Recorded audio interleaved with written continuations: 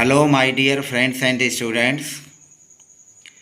इस वीडियो में मैंने एडवांस इंग्लिश स्ट्रक्चर के अंतर्गत दो प्रकार के स्ट्रक्चर्स को लिया है और इन दोनों स्ट्रक्चर्स का यूज करके आप डेली लाइफ में बोले जाने वाले हिंदी सेंटेंसेज को इंग्लिश सेंटेंसेज में आसानी से कन्वर्ट कर सकते हैं। और इन दोनों तरह के स्ट्रक्चर का यूज करके आप एक ही हिंदी सेंटेंस को दो तरह से बना सकते हैं। जैसा कि आप देख रहे हैं, मेरा पहला स्ट्रक्चर है, थंबनेल के माध्यम से भी और फिर स्क्रीन पर भी दिख रहा होगा कि सेंटेंस और प्लस एट एनी कास्ट का यूज करेंगे और दूसरे स्ट्रक्चर में sentence plus no matter what का यूज करेंगे। और इन दोनों स्ट्रक्चर के जो हिंदी यूज हैं वह एक ही हैं, अर्थात हिंदी मीनिंग एक ही निकलेगा, लेकिन उस हिंदी सेंटेंसेज को हम इन दोनों स्ट्रक्चर का यूज करके आसानी से बना सकते हैं। जैसा कि एग्जाम्पल में हमारा पहला वाक्य है, किसी भी कीमत पर मैं विद्यालय नहीं जाऊंगा। फिर दूसरा वाक्य है, किसी भी कीमत पर वो तुमसे शादी नहीं करेगी। तीसरा वाक्य है, किसी भी कीमत पर लड़के मैच नहीं खेल रहे हैं। चौथा वाक्य है, किसी भी कीमत पर प्रबंधक सदस्यों को नहीं बुलाएंगे। और पांचवा वाक्य है, किसी भी कीमत पर तुमको उसे हराना है। तो इस तरह के हिंदी सेंटेंसेस जिनको दो स्ट्रक्चर का यूज करके हम बनाएंगे, ये हिंदी के सेंटेंस किसी भी टेंस में हो सकते हैं, चाहे वो प्रेजेंट का टेंस हो, चाहे पास्ट का हो, चाहे फ्यूचर का हो। और प्रेजेंट में भी present indefinite, present continuous, present perfect और प्रेजेंट परफेक्ट कंटिन्यूअस, किसी भी टेंस में किसी भी तरह का वाक्य हो सकता है। तो हम उस सेंटेंस को बना लेंगे सबसे पहले और उसके बाद हम लिख लेंगे एट एनी कास्ट या नो मैटर व्हाट। तो जैसे हमारा पहला वाक्य है, किसी भी कीमत पर मैं विद्यालय नहीं जाऊंगा, तो सबसे पहले मैं विद्यालय नहीं जाऊंगा फ्यूचर इंडेफिनिट टेंस के इस वाक्य को हम बनाएंगे और उसके बाद किसी भी कीमत पर इसको लिए हम लिख लेंगे एट एनी कास्ट या नो मैटर व्हाट। तो बनाते हैं इस वाक्य को, मैं विद्यालय नहीं जाऊंगा, तो हम इसको लिखेंगे I shall not go to school. I shall not go to school और फिर at any cost, at any cost. यह हो गया, किसी भी कीमत पर मैं विद्यालय नहीं जाऊंगा, तो I shall not go to school at any cost. हम इसको ऐसे भी बना सकते हैं, I shall not go to school no matter what, no matter what. तो इस तरह से इन दोनों स्ट्रक्चर का यूज करके और हम इस वाक्य को बना सकते हैं। हमारा दूसरा वाक्य है, किसी भी कीमत पर वह तुमसे शादी नहीं करेगी। तो वह तुमसे शादी नहीं करेगी, तो पहले हम इस सेंटेंस को बना लेंगे। तो she will not marry, she will not marry you, she will not marry you.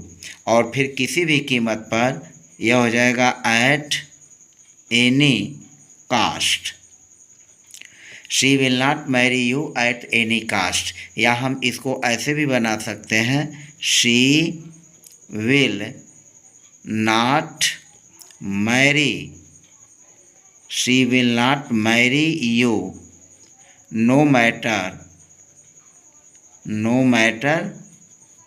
What. हमारा तीसरा वाक्य है, किसी भी कीमत पर लड़के मैच नहीं खेल रहे हैं। अब यह प्रेजेंट कंटिन्यूअस टेंस का वाक्य है और वो अभी नेगेटिव है, तो हम इसको बनाएंगे लड़के मैच नहीं खेल रहे हैं। तो यह हो जाएगा the boys are not playing, the boys are not playing match, the boys are not playing match at any cost, at any cost, the boys are not playing match at any cost। और हम no matter what का भी use करके इसी तरह से उस वाक्य को बना लेंगे, the boys are not playing, the boys are not playing match no matter no matter what. फिर हमारा अगला सेंटेंस है किसी भी कीमत पर प्रबंधक सदस्यों को नहीं बुलाएंगे। यहाँ कीमत पर है, किसी भी कीमत पर प्रबंधक सदस्यों को नहीं बुलाएंगे। तो प्रबंधक सदस्यों को नहीं बुलाएंगे तो यहाँ हम लिखेंगे द मैनेजर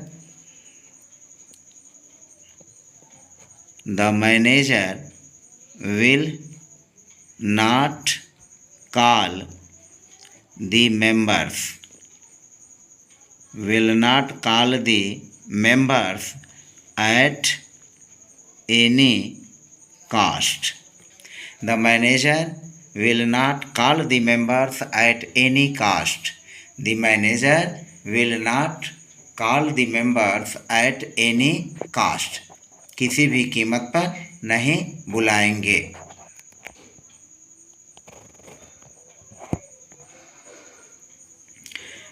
हम इसको ऐसे भी लिख सकते हैं the manager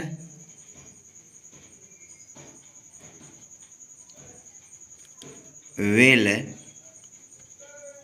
not call the members no matter what. The manager will not call the members no matter what.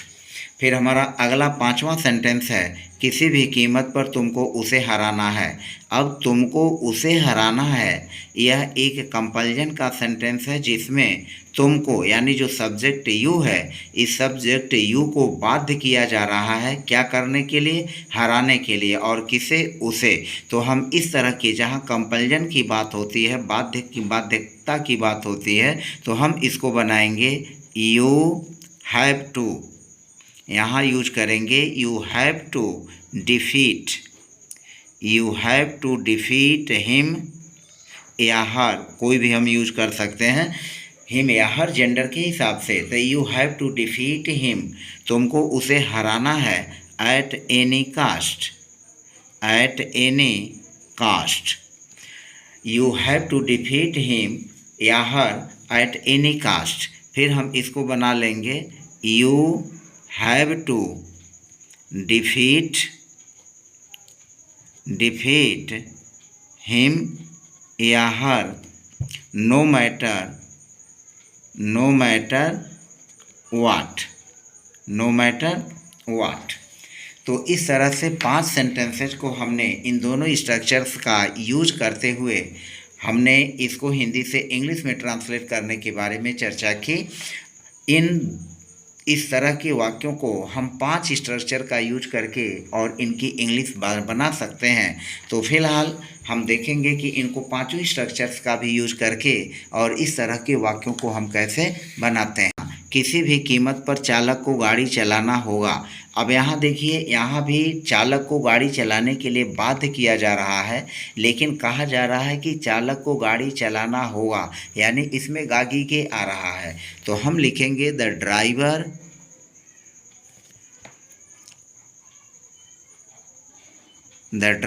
और तब यहाँ विल का भी यूज करेंगे। The driver will have to drive the car. The driver will have drive the car. The driver will have to drive the car at any cost. At any cost, यानी किसी भी कीमत पर, किसी भी सूरत पर, किसी भी दशा में चालक को गाड़ी चलाना होगा। तो the driver will have to drive the car at any cost. हम इसको ऐसे भी बना लेंगे the driver will have to drive the car no matter what. तो the driver will have to drive the car no matter what. हमारा अगला है किसी भी कीमत पर चालक को गाड़ी चलाना है। अब यहाँ चलाना होगा की जगह हमने लिया गाड़ी चलाना है, तो यहाँ पर लिखेंगे the driver the driver has to, the driver has to drive the car, the driver has to drive the car at any cost, at any cost, the driver has to drive the car at any cost, या हम उसको दूसरा structure use कर लेंगे, the driver has to drive the car, the driver has to drive the car no matter what, no matter what. हमारा अगला sentence है किसी भी कीमत पर वह गलत कदम नहीं उठाया है। अब यहाँ देखें वह गलत कदम नहीं उठाया है, यह प्रेजेंट परफेक्ट टेंस का नेगेटिव सेंटेंस है। तो हम बोलेंगे सबसे पहले इसको लिखेंगे वह गलत कदम नहीं उठाया है, तो he has not taken, he has not taken, गलत कदम नहीं उठाया है। तो टेक एक ऐसा वर्ड है जिसका यूज करके हम बहुत सारे वाक्यों का अनुवाद जो है, ट्रांसलेशन जो है आसानी से कर सकते हैं। तो he has not taken a wrong step, he has not taken a wrong step, वह गलत कदम नहीं उठाया है। तो he has not taken a wrong step at any cost, फिर हम इसको बनाएंगे he has not taken a wrong step, he has not taken a wrong step under any circumstances। अब no matter what की जगह हम कर लेते हैं under any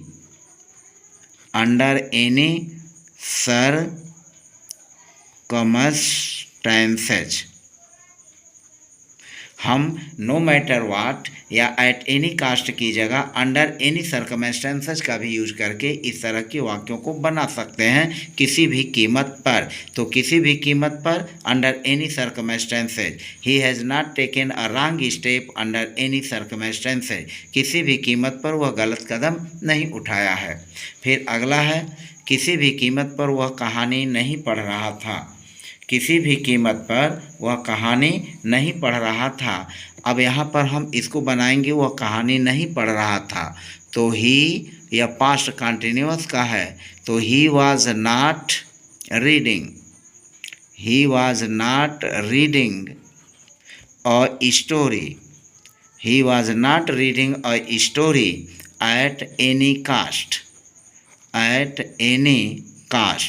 he was not reading a story at any cost, किसी भी कीमत पर वह कहानी नहीं पढ़ रहा था।